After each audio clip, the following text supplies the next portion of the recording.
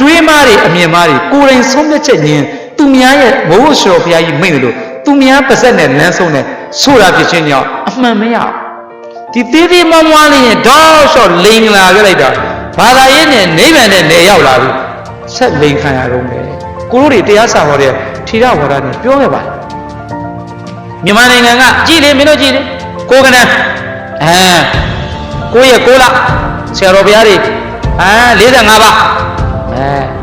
နိုင်ငံတော်ကြီးခဲ့တွေကလည်း4528ပါး45ပါး2900ဘုရိလောက်တော့မဲ့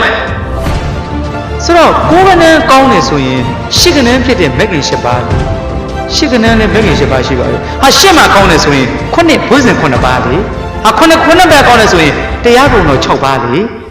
ဟာ6ပါးကောင်းတယ်ဆိုရင်အနန္တရဏ5ပါးလေ5ပဲကောင်းတယ်ဆိုရင်သစ္စာ4ပါးလေ3မကောင်းအောင်ဆိုယရဏ3ပါးလေသူကသူရှိနေတာပဲအဲ့လိုမကောင်းကြီးပြောရင်ယရဏ3ပါးသစ္စာ4ပါးအနန္တရဏ5ပါးတရားကုံတော်6ပါးဘုဇင်9ပါးမဂ္ဂင်8ပါးတရားကုံတော်9ပါးသူကသူရှိနေတာပဲဟောဗျာပါရမီ10ပါးဟောဗျာကနန်းကောင်းတာဆိုတာအကုန်ရှိတာပဲတဆူသာရနိမန္နဝရ3စုသာရမန္န4စုပြဗတ္တ5စုပါဖះစုံမကိုးဝယ်ကောင်းတယ်ဘသူပြောတယ်မေးရောတဆူတဲ့ပွင့်တဲ့ကဘာရှိတယ်2စု3စု4စု5စုဖះတော်မှာစုံပွင့်တယ်မပွင့်တော့ဘယ်ငနေကစုံမကိုးဝယ်ကောင်းပြီဖះစုံကိုးကောင်းရင်ခိုက်တယ်ခက်တယ်တဲ့မင်းတို့စဉ်းစားသင့်ပြီလေဟောဗျာတဆူသာရကဘာ2စုပွင့်ရင်မန္တက3စုပွင့်ရင်ဝရ4စုပွင့်တော့သာရမန္တ5စုပွင့်တော့ဗတ္တကဘာ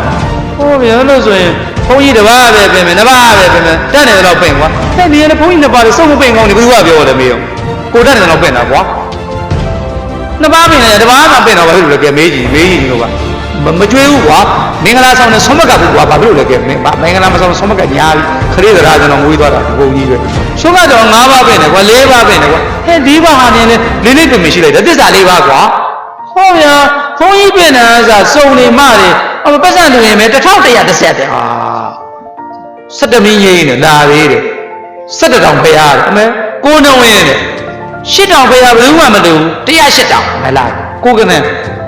ဒီကမောင်ခင်ဗျားတို့ကလည်း8ကနန်းနဲ့ရတာမဲ့ခင်8ပါးလေပရိက္ခယာ8ပါးလေသာသနာ့အမှု8ပါးလေ